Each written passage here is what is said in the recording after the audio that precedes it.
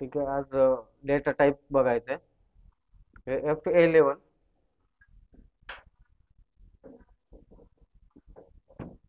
त्याच्यानंतर insert module. ठीक आहे. सो याच्या आधी काय पाहिलं आपण, मायक्रो रेकॉर्ड केलं बरोबर. मायक्रो रेकॉर्ड करून त्या ठिकाणी काय जो कोड रीड होत होता किंवा क्रिएट होतो ऑटोमॅटिक मायक्रोज मध्ये, ते पाहिलं. म्हणजे आपण काय केलं आधी, प्रीडिफाईन फंक्शन होते आधी. ठीक आहे. आता काय करायचं, युजर डिफाईन, म्हणजे आपण डेटा टाईप डिक्लेअर नाही केले याच्या आधी, डायरेक्ट रेंज सिलेक्ट केली बरोबर. जे रेकॉर्ड होते त्या स्टेप बाय स्टेप ज्या गोष्टी केल्या आपण त्या मायक्रोजच्या केल्या आतापर्यंत. व्हेरिएबल किंवा डेटा टाईपचा यूज करून व्हेरिएबल डिक्लेअर नाही केलं. ठीक आहे. म्हणजे फंक्शन डिफाईन आणि प्रीडिफाईन, म्हणजे सब पासून जे सुरू केलं होतं तो मायक्रोज आहे, आणि फंक्शन पासून जे सुरू करतो ते आपलं काय, युजर डिफाईन, म्हणजे आपण जे क्रिएट करतो डेटा व्हेरिएबल त्यापासून. ठीक आहे. सो आता समजा आपण काय करायचं, फंक्शन पासून सुरू केलं, जिथं आपण सब यूज करत होतो तिथं काय करायचं आता, फंक्शन. ठीक आहे. सेम बाकी प्रोसेस सेम आहे. फंक्शन, समजा आपण काय करतो, डेटा टाईप चेक करतो.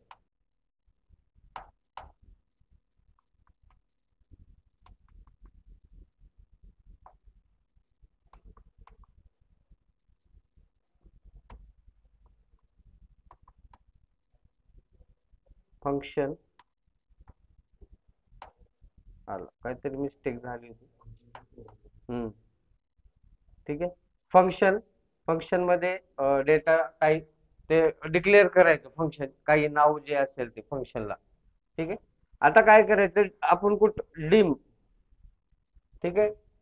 डेटा काय करायचं आपल्याला तिथं, डिमने डायमेन्शनने सुरू करतो आपण, डिक्लेअर करतो. ठीक आहे. Declare in memory. डेटा काय करतो आपण, डिक्लेअर इन मेमरी. कोणत्या मेमरीसाठी काय डेटा डिक्लेअर करायचं हे डिमने सुरुवात होते याच्यामध्ये कंपल्सरी. ठीक आहे. डिमने सुरुवात झाली, त्याच्यानंतर आपण व्हेरिएबल जेव्हा कुठलाही डिक्लेअर करतो तर व्हेरिएबलला नाव देतो काही. समजा आपण काय केलं, ए, त्याचं नाव काय, म्हणजे कुठल्या टाईपचा डेटा टाईप आहे ए जो आहे तो कुठला आहे, ए ॲज इंटिजर. ठीक आहे. समजा आपण काय केलं, इंटिजर घेतला. इंटिजर कशासाठी घेतो आपण, नंबर साठी बरोबर. इथं दिली त्याची रेंज जी आहे इथं बघू शकता. ठीक आहे. सुरुवातीला काय, बाईट. बाईटचं काय रेंज आहे, 0 ते 255, म्हणजे याच्या पुढची व्हॅल्यू नाही बसत त्यात. चेक करायचं असेल तर चेक करा. समजा आपण काय केलं, इथे इंटिजरच्या ठिकाणी काय केलं, बाईट.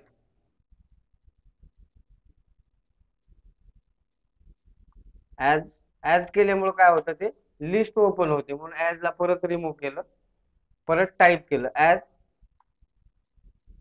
बाईट. ठीक आहे. त्याच्यानंतर dim b as a byte. त्याच्यानंतर परत डिम सी ऍज बाईट. ठीक आहे. 3 व्हेरिएबल काय केले आपण, डिक्लेअर केले. आता समजा आपण A is equal to 10, B is equal to 20, आणि याला काय करायचं, प्लस करायचं समजा. सो ए प्लस बी, आणि याला शो करायचं, आपण रेंज दिली का अजून नाही दिली. जर मेसेज बॉक्स मध्ये याला शो करायचं असेल तर MSG बॉक्स, मेसेज बॉक्स मध्ये काय केलं आपण, सी ला प्रिंट केलं, म्हणजे रिझल्ट कुठे दिसला पाहिजे, मेसेज बॉक्स वरती. F5 केलं की इथं तुम्हाला रिझल्ट दिसून येतो, मेसेज बॉक्स डिस्प्ले होतो. जर आपल्याला लोकेशन पाहिजे असेल तर काय करतो आपण, मग तिथं रेंज डिक्लेअर करतो बरोबर. म्हणजे हा जो रेंज आहे, रेंज काय देतो, जिथं आपल्याला आउटपुट आउटपुट पाहिजे असेल. समजा आपण A1 मध्ये डिक्लेअर करतो डॉट व्हॅल्यू. इथं आता डायरेक्ट सिलेक्ट नाही काय, इथं व्हॅल्यू आली पाहिजे. कशाची व्हॅल्यू आली पाहिजे? तर सी ची व्हॅल्यू आली पाहिजे, बरोबर. आता बघा F5 केलं, आलं. या ठिकाणी दिसतंय तुम्हाला. याची साईज वाढू आणि याला कलर देऊ. ठीक आहे, आता दिसते, बरोबर. सी ची काय केलं आपण? रेंज मध्ये, मेसेज बॉक्स मध्ये पाहिजे असेल तर काय केलं होतं आपण? MSG, म्हणजे रेंज न देता मेसेज बॉक्स डिस्प्ले झाला पाहिजे, तर आपण काय केलं होतं तिथं? सी प्रिंट केलं होतं आणि F5. म्हणजे इथं पण दाखवते आणि दोन्ही दोन्ही ठिकाणी रिझल्ट दाखवतो. किंवा मेसेज द्यायचा असेल तर मेसेज म्हणजे करेक्ट असेल, इनकरेक्ट असेल, जे डबल इन्व्हर्टेड कॉमा मध्ये, समजा हॅलो, असं hello, double inverted comma close, समजा इथं सी दिलं, असं सी तो. आता कॅरेक्टर प्रिंट केलं होतं आपण, त्यालाही मध्येच द्यायला हे असं F5. ठीक आहे, डबल इन्व्हर्टेड कॉमा मध्ये मेसेज देऊ शकता तुम्ही. आणि डायरेक्ट व्हॅल्यू प्रिंट करायची असेल तर जो व्हेरिएबल डिक्लेअर केलेला आहे, फक्त तो व्हेरिएबल दिला की त्याची व्हॅल्यू प्लस असेल, मायनस असेल, मल्टिप्लिकेशन, तो ऑटोमॅटिक शो करून देतो. आता बाईटची व्हॅल्यू वाढवली, रिझल्ट फक्त 30 पर्यंत येतोय. 255 ची रेंज आहे बाईटची. समजा आपण काय केलं इथं 160 आणि इथली व्हॅल्यू वाढली पाहिजे, तर आपण 200 दिलं. आता याचं प्लस झालं पाहिजे, तर तो येतोय का आता? रन टाइम एरर का? काय ओव्हरफ्लो, म्हणजे त्या रेंज मध्ये बसत नाही. मग त्याच्या ठिकाणी काय करायला लागतं आपल्याला? दुसरी जी रेंज आहे या ठिकाणी, नेक्स्ट, आता इंटिजर 32,000 जर पाहिजे असेल डेटा, तर कशा स्टोअर करणार तुम्ही? इंटिजरला डिक्लेअर करू शकतो आपण. म्हणून शक्यतो आपण नॉर्मली इंटिजरच डिक्लेअर करतो या ठिकाणी. समजा आपल्याला काय करायचं, बाईटच्या ठिकाणी किंवा रिझल्ट जिथे येतोय तिथं जरी इंटिजर केलं तरी चालतंय. एकच पाहिजे ना. बाकीची व्हॅल्यू जी आहे, ए ला असाइन केलेली पण 255 च्या मध्ये आहे, बी ला पण असाइन केलेली लिमिट मध्ये, पण जेव्हा ती प्लस होऊन सी मध्ये रीड होते त्यावेळेस ओव्हरफ्लो होतो. मग तुम्ही इथं फक्त याची जरी साईज वाढवली,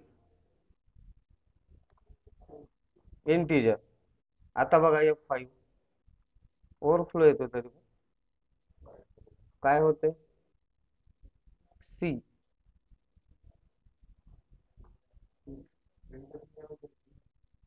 इथं आहे ना, याच्यामध्ये आहे की सी ओव्हरफ्लो.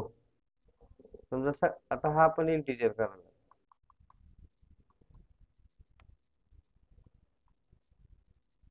शक्यतो यायलाच पाहिजे.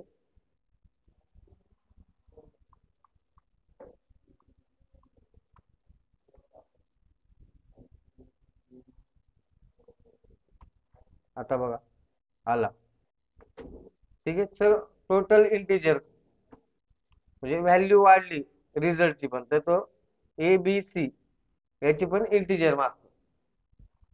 ठीक आहे, म्हणजे व्हॅल्यू आपल्याला जेवढी प्रिंट करायची आहे तेवढी प्रिंट करण्यासाठी काय करतो आपण? डेटा टाइप सिलेक्ट करतो, म्हणजे रेंज जी पाहिजे ती रेंज सिलेक्ट करतो. लॉंग जर पाहिलं तर त्याच्यापेक्षाही 32,000 जर तुमचा जास्त अमाऊंट असेल किंवा व्हॅल्यू येणार असेल, तर त्या ठिकाणी काय यूज करायचं मग? लॉंग. आता बघा 32,000 जर जास्त इथं पाहिजे असेल, समजा आपण इथं 20,000 केलं.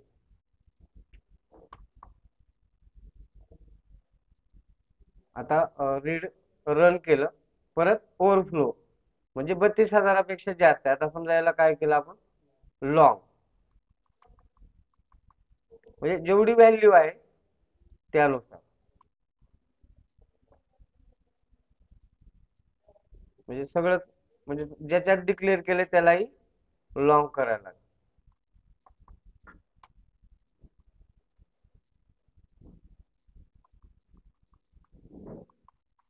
आता बघा F5 झालं.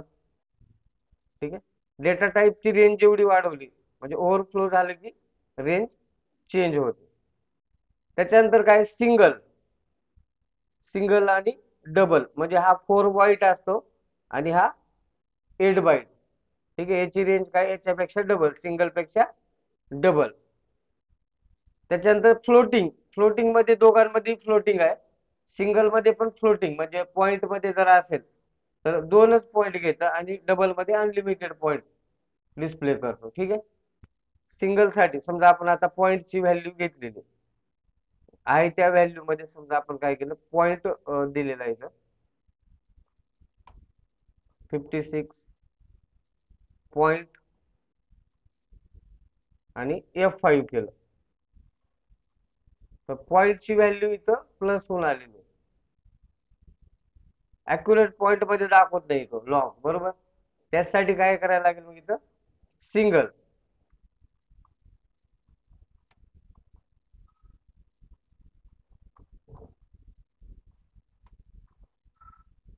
प्रिसिजन किंवा आपण डेसिमल म्हणतो याला. आलं का पॉइंट? ठीक आहे. इंटिजर बाकीच्या ज्या व्हॅल्यू घेतल्या बाय इंटिजर त्याला पॉइंट मध्ये व्हॅल्यू येत नाही. जर पॉइंट मध्ये तुम्हाला व्हॅल्यू पाहिजे असेल तर रेंज पण मोठी आहे त्याची, म्हणजे इंटिजर सारखी रेंज आहे लॉंग, पण त्याला डेसिमल पाहिजे असेल, म्हणजे पॉइंट मध्ये जर व्हॅल्यू पाहिजे असेल तुम्हाला तर ते तिथं काय यूज करायचं, सिंगल. टू टू पॉईंट साठी. समजा आपण तिथं काय केलं, पॉइंट वाढवले. आपण जिथं कोड लिहिलेलं आहे तिथं समजा दोनच पॉईंट दिले होते, तर आपण या ठिकाणी काय केलं, पॉइंट